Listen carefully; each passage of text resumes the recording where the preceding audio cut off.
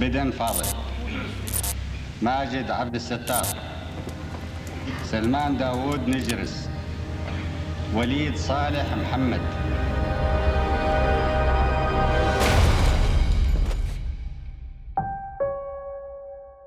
Cuando Saddam Hussein asumió el poder en Irak en 1979, su primer acto no fue un discurso, ni una reforma.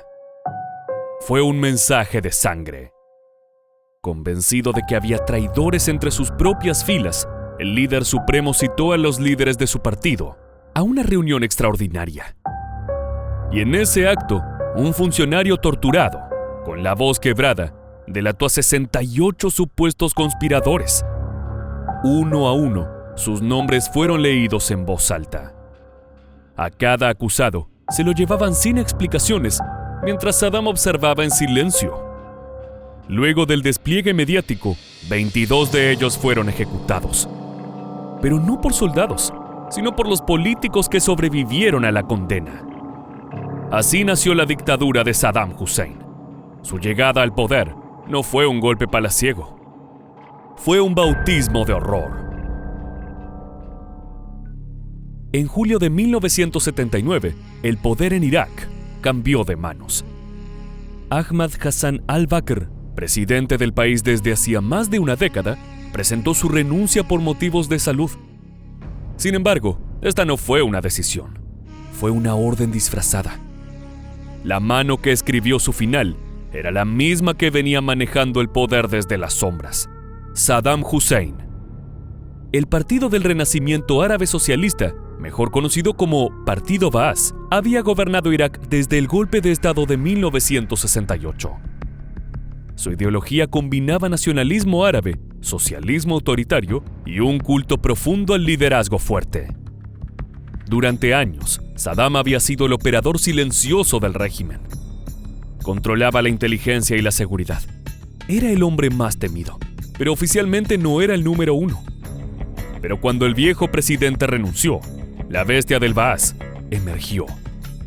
Al llegar a la presidencia, Saddam Hussein pasó a concentrar más poder que ningún otro líder árabe en ese momento. Nadie protestó, excepto una persona: Muji Abdul Hussein Mashhadi, el secretario del expresidente. Mashhadi era uno de los pocos que se había animado a poner en duda el cambio de mando. Pero Saddam pronto dejaría en claro que en su nuevo Irak no había lugar para los incrédulos. El 22 de julio de 1979, apenas 6 días después de asumir, Saddam convocó a los altos cuadros del Partido Baas a una reunión extraordinaria en el Salón Al-Quld, en el corazón de Bagdad.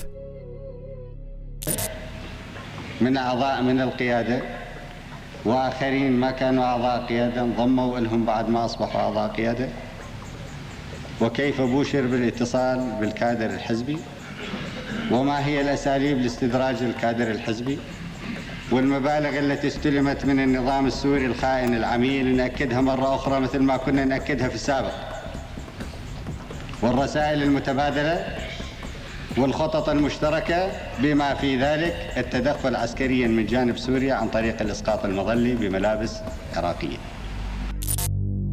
Fue recién entonces cuando los funcionarios comprendieron que lo que venía no era una reunión común y corriente. Era un juicio encubierto, o peor, un atroz espectáculo de poder. Pocos minutos después, en el centro de la escena, apareció un hombre conocido por todos. Era ni más ni menos que Muji Abdul Hussein Mashhadi. Mashhadi estaba pálido, descompuesto y apenas podía sostenerse en pie. Lo habían arrancado de una celda. Había pasado semanas siendo golpeado, humillado y torturado. Saddam no solo lo había quebrado, había tomado a su familia como rehén. Frente a decenas de camaradas del partido, Mashhadi confesó una supuesta conspiración para derrocar al nuevo presidente. Una presunta operación con apoyo del gobierno de Siria. Luego, el propio Saddam empezó a leer una lista de 68 nombres. اللي يقرأ اسمه يردد شعار الحزب ويغادر القاعة: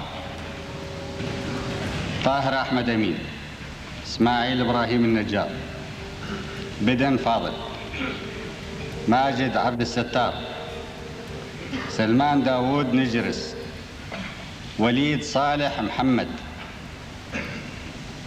راز Ibrahim Ayub.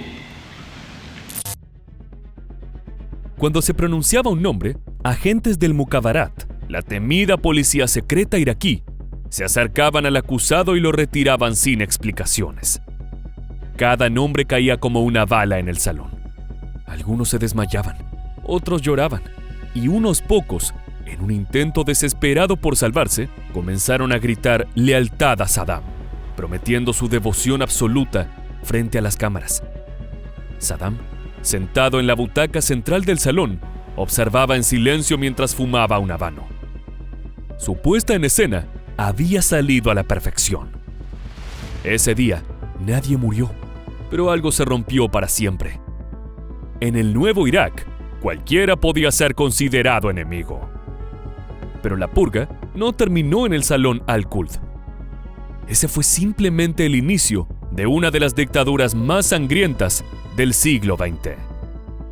En los días siguientes, Saddam ordenó extender la limpieza. Lo que había iniciado como un acto teatral se transformó en una maquinaria sistemática de eliminación de opositores. Funcionarios, oficiales del ejército e intelectuales.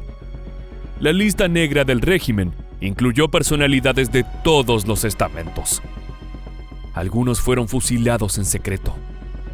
Otros desaparecieron.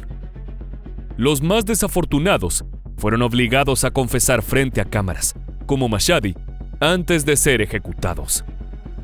Pero el acto más macabro sucedió cuando muchos de los sobrevivientes de aquella purga fueron forzados a tomar un arma y ejecutar a sus propios camaradas.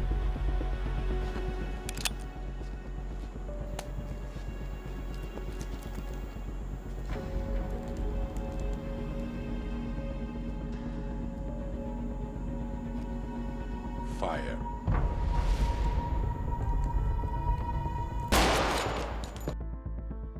Así, el régimen convirtió a víctimas en verdugos, en una de las maniobras más perversas de su consolidación.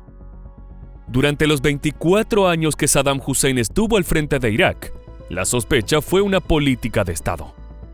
Su control sobre el pueblo se cimentó con el eco de los disparos. El video del juicio circuló por todo Irak. Se transmitió por televisión, en escuelas, cuarteles y sedes del partido. Era una advertencia para el resto, un mensaje claro de que el Estado había dejado de existir para dar paso a un régimen. Saddam había purgado al Baas, pero no para proteger al partido. Lo hizo para fundarlo de nuevo, a su imagen y semejanza. Sin rivales, sin testigos, sin historia. Luego de las purgas iniciales, el gobierno no necesitó reprimir tanto como antes. Es que el terror ya estaba incrustado en la médula del poder. Cada sobreviviente sabía que volver a cuestionar al líder era firmar su propia acta de defunción. Así, el pacto nacido en ese salón se replicó en cada rincón del país. El silencio que siguió fue más aterrador que cualquier puñal. La purga no solo consolidó el terror dentro de Irak, también fue la plataforma para que Saddam se proyectara hacia el exterior como un caudillo de Medio Oriente.